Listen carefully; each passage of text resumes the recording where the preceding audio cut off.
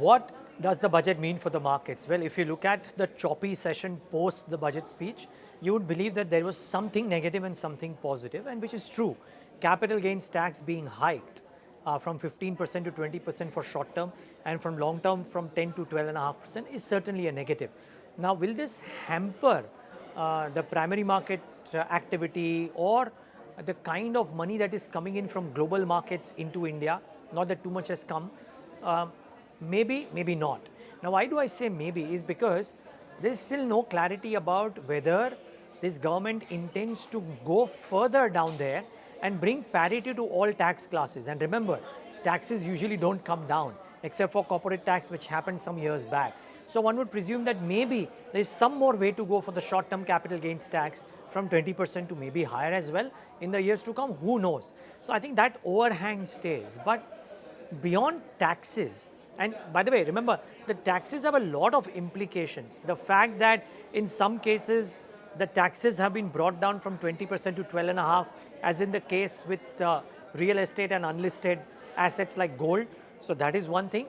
But because this short-term capital gains tax has been hiked to 20%, it effectively destroys the arbitrage fund category to an extent. So a lot of implications because of tax changes. But beyond taxation, what has stood out? No change in capex. And I think a lot of people saying that, oh, it should have been done, but I think it is okay. We have 8 months left for the government to deploy this amount of capex that they have laid out. Remember, the number is very high, even if the percentage terms is lower. So therefore, I think on the capex front, it's okay. The government has, in its wisdom, used the extra bonanza that came in from the Reserve Bank of India to reduce the fiscal deficit to 4.9% in the current year. It leaves some ammo for the next year. Remember, the glide path speaks about 4.5. It's easier to go from 4.9 to 4.5 as opposed to 5.1 to 4.5 in case the tax receipts or the government receipts are not as buoyant in FY26 because of a slowing economy if it does happen. So I think on that front it is okay. So the fiscal glide path adhere to, it's great. It's a big positive. It's a message to the rating agencies that we are doing what a lot of global countries are not doing, which is bringing down our fiscal deficit very, very strongly. So I think that's a positive.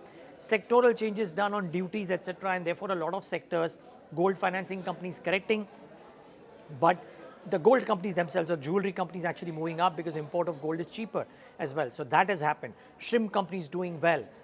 That has happened. We've seen some bit of pullback in the likes of Dixon's, etc., because of the duty, or the BCD or the basic customs duty on mobiles and phone charges, etc., reduced as well. So a lot of sectoral impact that has happened in the budget, a lot of tax-driven impact that has happened in the budget, and the fisc number being 4.9.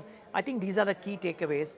My last piece is that maybe the market was looking for a reason to move to consumption because hitherto consumption has underperformed. I think the budget gives it a reason because a lot of impetus to job creation and skilling, and if indeed the monies go into the hand of that consumer, the first time employee, then it helps basic consumption, and maybe that's why you're the likes of Dabur, ITC, etc. being so active in trade.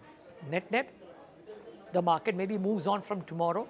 The only big negative is the capital gains tax. Let's see if it has a power, or this tax has the power to impact the primary paper and global money coming into India. I think on that there is a bit of a question mark. Everything else seems to be in order.